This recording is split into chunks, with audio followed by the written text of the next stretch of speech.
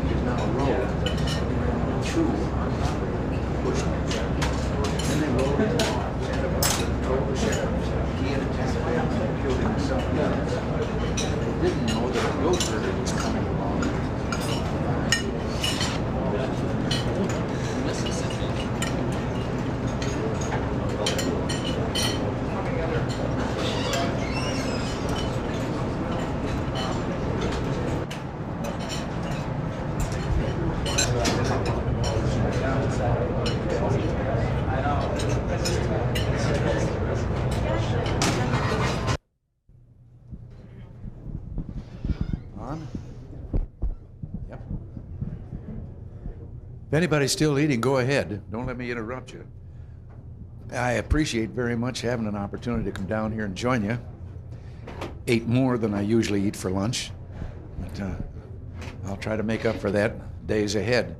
Listen, I just appreciate the chance to say thanks to all of you for how easy you all make it for us when we come here and how much we enjoy coming here. But the things that you do,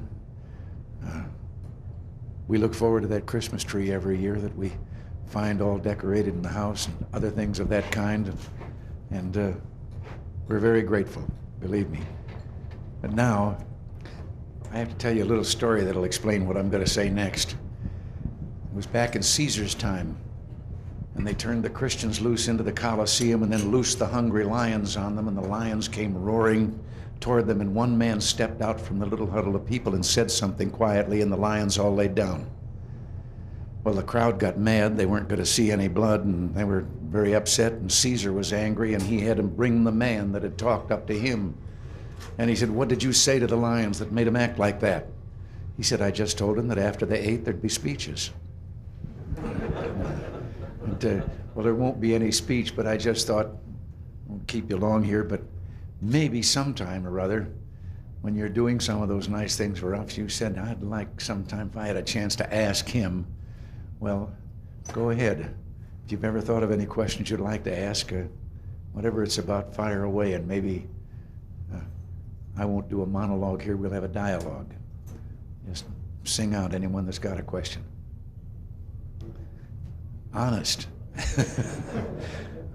I'm not in uniform. I'm just a civilian. No. You haven't thought of anyone that wasn't?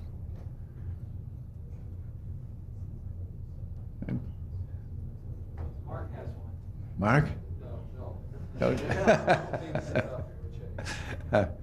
Well, I haven't got any speech to make or anything. Amanda, you got a question? These guys have questions. I know. They don't. I know they got some questions out there. Stop. Sure. Who's your favorite actor? Who's my favorite actor? Well,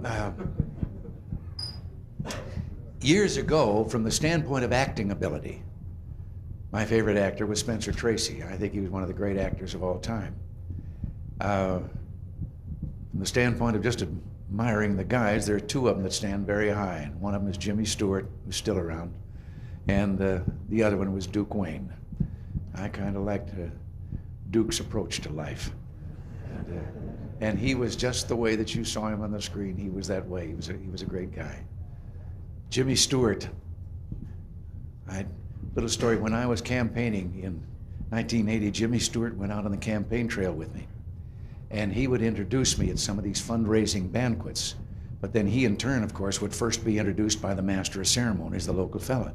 And every time they'd introduce him as the great actor and everything that he was, and every time after Jimmy had introduced me, I would say to the man, if you don't mind, I would like these people to know also that in Hollywood we respect Jimmy Stewart, because Jimmy Stewart is Major General Jimmy Stewart in the Air Force and was flying a B-17 in the bombing runs over Hamburg in World War II. Well, one night, the MC did mention it and said, Brigadier General Jimmy Stewart. And I got up and said, I'm sorry, but I have to correct you. It's Major General Jimmy Stewart. When we got back to the hotel that night, Jimmy said, Ron, that fellow was right. It is Brigadier. He says, I just never corrected you before because it sounded so good.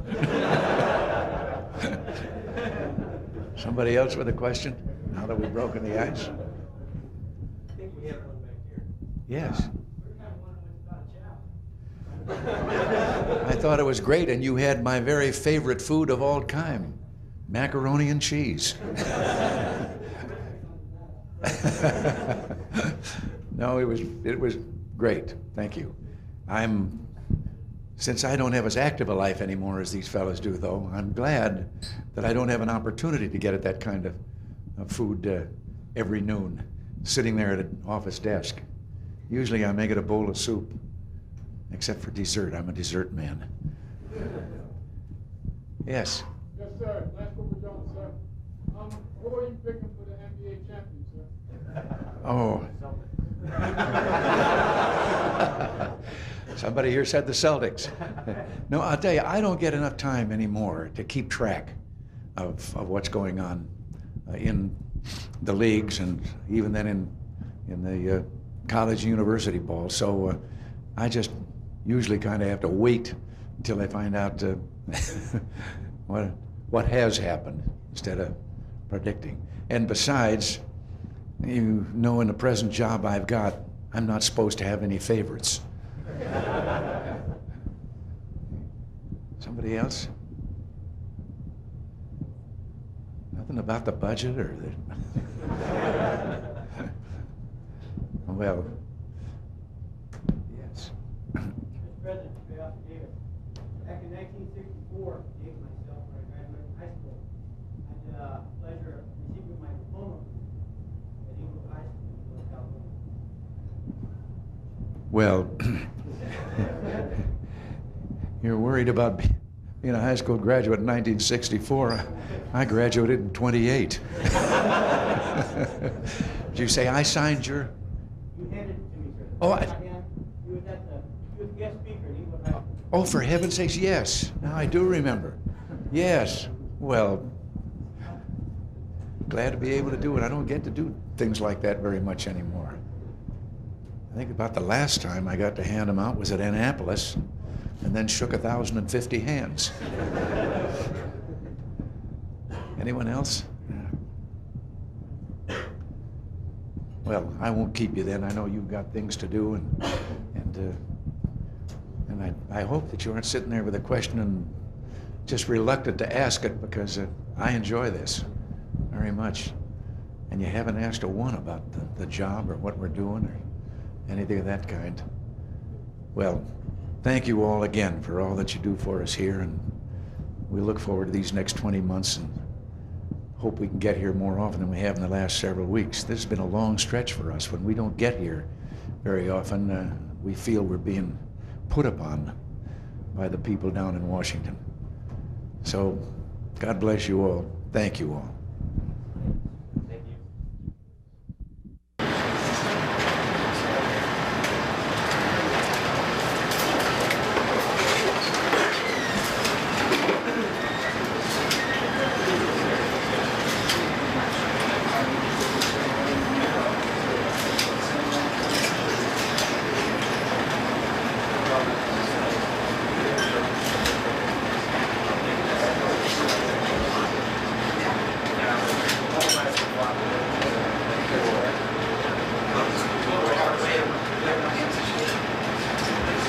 Thank you for coming.